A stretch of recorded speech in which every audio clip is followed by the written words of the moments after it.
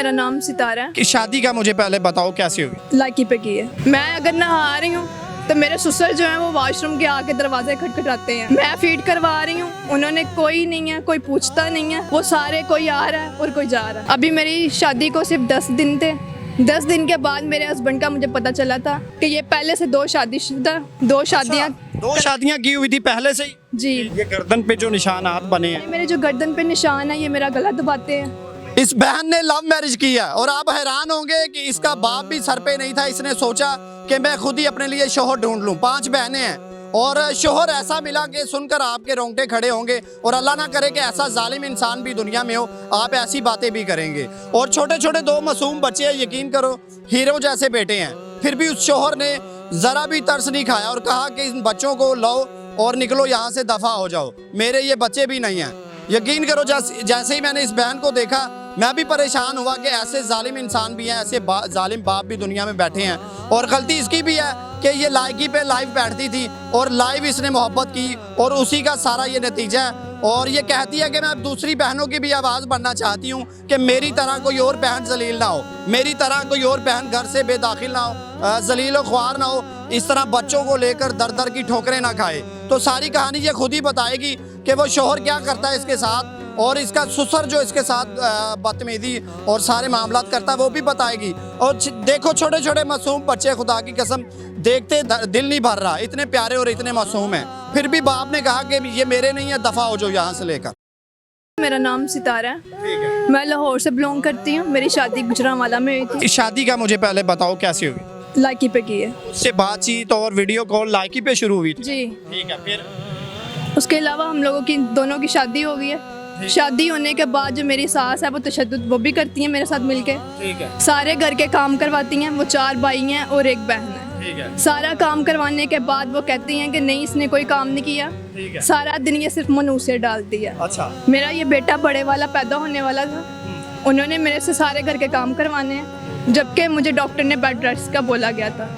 उन्होंने मुझे bed rest नहीं करवाया, जिसकी वजह से मेरा बेटा जब ये रोता है तो एकदम सांस खींच लेता, सांस नहीं लेता, जिसकी वजह से ये मसला हो गया है। ठीक है। उसके बाद मेरी सास ने बोला जी ये दिल का मरीज़ है, जो कि इनका पोता है, उन्हें ज़रा सा भी प्यारा नहीं है। आधा किलो हमें दूध दिया जाता है, 2 मेरे बच्चों के लिए, बाकी वो जो दूध आता है 2 किलो उनकी वो सिर्फ चाय बना के पीते हैं।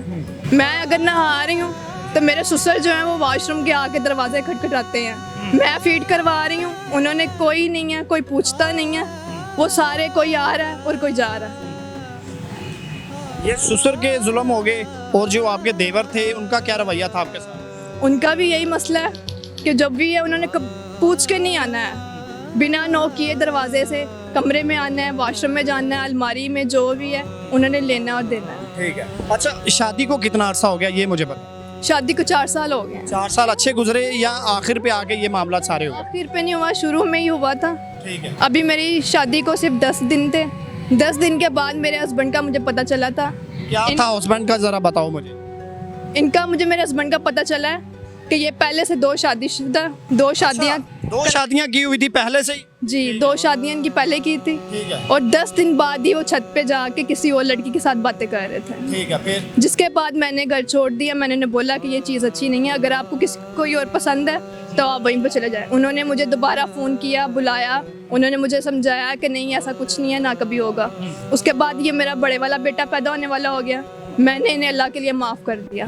इन्होंने कुरान पाक पे हाथ रख के कसम खाई, जो कि झूठी कसम खाई थी कि इनकी ज़िंदगी में बस मैं ही हूँ, मैं इनकी ज़िंदगी में नहीं थी। एक नहीं बहुत सारी लड़कियाँ हैं जो मुझे सोशल पे देख रही हैं। आशिर मुस्तफ़ा उसका नाम है, जो कि वो आप लोगों के साथ बातें भी करता है और वो सिर्फ धोखा और फरेब है। वो इंसान जो है सोशल मीडिया से पिक्चरें उठाता है कि मैं वेल सेटर हूँ, वो वेल सेटर नहीं है, एक बिल्कुल ही गरीब किस्म का इंसान है।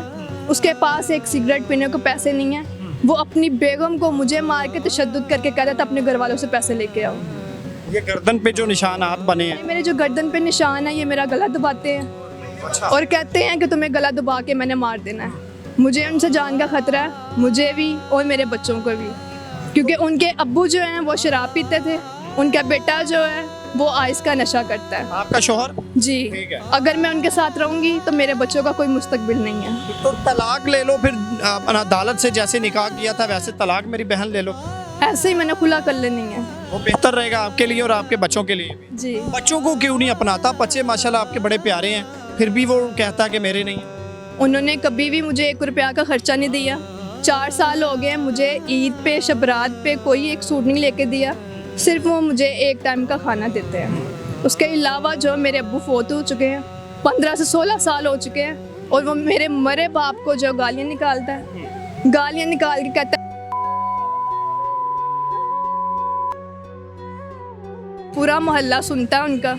बदजुबानी और तरबियत उसकी अपनी ठीक नहीं है, और किरदार पे वो मेरे पे उंगली उठाता कि तुम्हारी माँ ने तुम्हारी तरबियत नहीं अच्छी की। अभी मुझे ये बताओ कि वो क्या कहता है आपसे, फिर झगड़ा करने के लिए राजी है या आपको घर ले जाने के लिए, ये ज़रा बताओ। पहले तो वो हर दफ़ा मुझे यही कहता है तो